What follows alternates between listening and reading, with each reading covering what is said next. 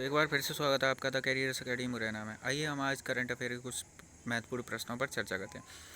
पहला प्रश्न, हाल ही में किस देश की नौसेना पहला फुली स्टील्थ वॉरशिप बना रही है? तो किस देश की सेना है? ये ऑप्शन है अमेरिका, रूस, दक्षिण अफ्रीका, कनाडा। तो ये किस देश की सेना है? सही आंसर है इसका, देखते हैं हम, रूस।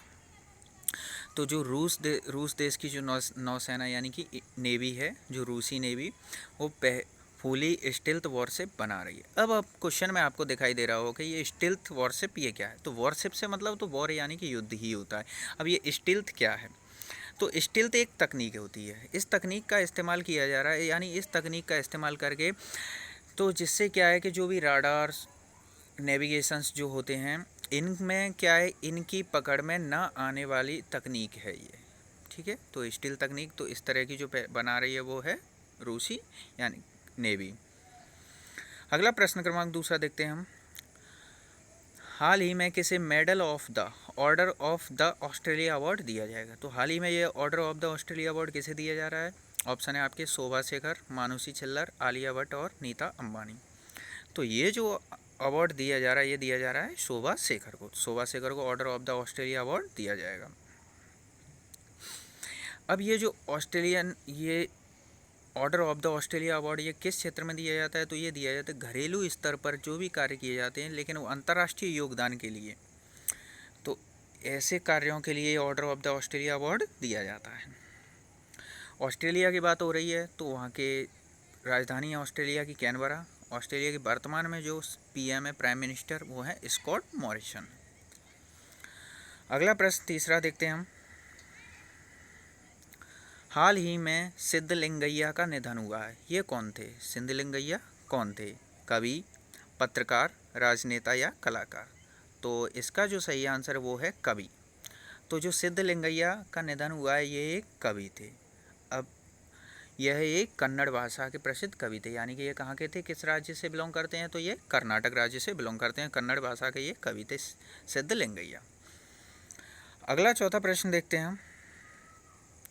हाल ही में किस राज्य सरकार ने प्राणवायु देवता पेंशन योजना शुरू की है? प्राणवायु देवता पेंशन योजना। पंजाब, हरियाणा, उत्तर प्रदेश और राजस्थान, इनमें से किस राज्य सरकार ने शुरू की है? तो देखते हैं इसका सही आंसर क्या है। इसका सही आंसर है हरियाणा। तो हरियाणा सरकार ने प्राणवायु देवता पेंशन योजना शुरू की है। अब प्रश्न ये आता है कि प्राणवायु देवता पेंशन योजना क्या है? तो इस योजना के तहत हरियाणा में 75 वर्ष से ऊपर के जो भी वृक्ष होंगे उनके रख रखाव के लिए वार्षिक 2500 रुपये पेंशन मिलेगी। ठीक है, और प्रदेश के सभी शहरों में 5 एकड़ से 100 एकड़ तक ऑक्सीवन लगाए जाएंगे। तो यह इसी योजना के तहत यह कार्य किया जाएगा, प्राणवायु देवता पेंशन योजना। अब जब हरियाणा की बात हो रही है तो उसके बारे में थोड़ा सा हम और जान लेते हैं। हरियाणा के जो वर्तमान में जो सीएम यानी चीफ मिनिस्टर हैं मनोहर लाल खट्टर हैं। हरियाणा के जो वर्तमान में राज्यपाल हैं सत्यदेव नारायण आर्य हैं। अगला पांचवा प्रश्न देखते हैं। हाल ही में फ्रेंच महिला ओपन एकल टेनिस खिताब किसने जीता है? तो ये किसने जीता है? Barbora Krejcikova, Khushwant Singh, Naomi Osaka या इनमें से कोई नहीं?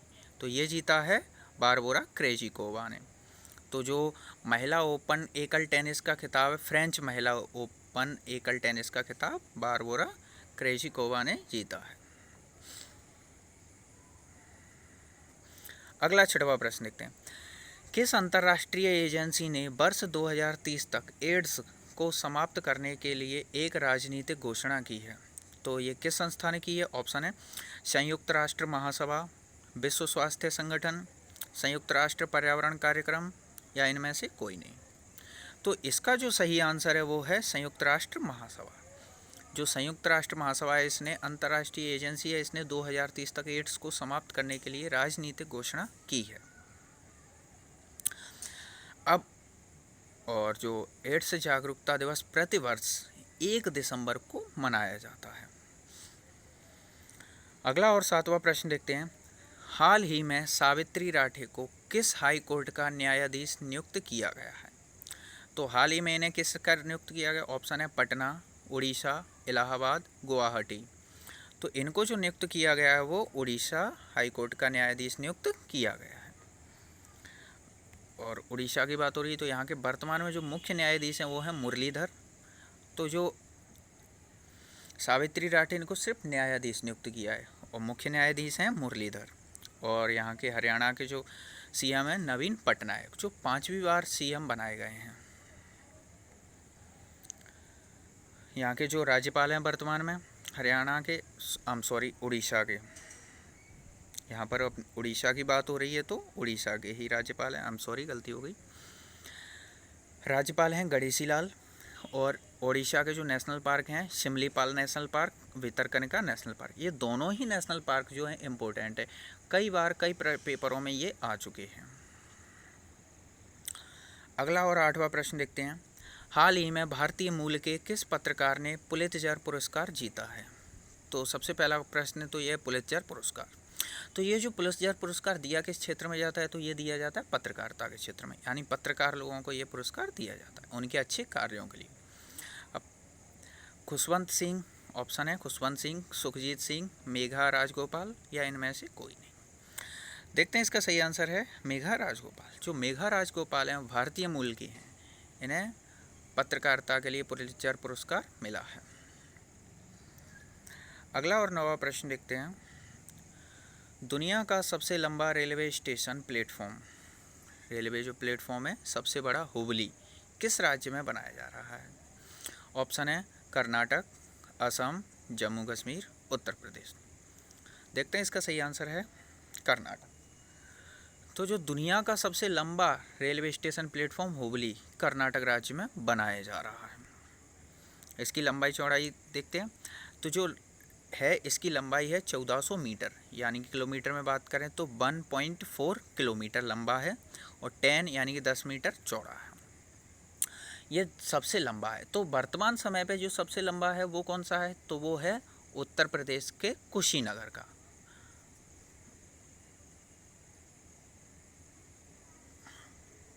जो सबसे कुशीनगर, गलती इसका वो दूसरा क्वेश्चन याद आ गया।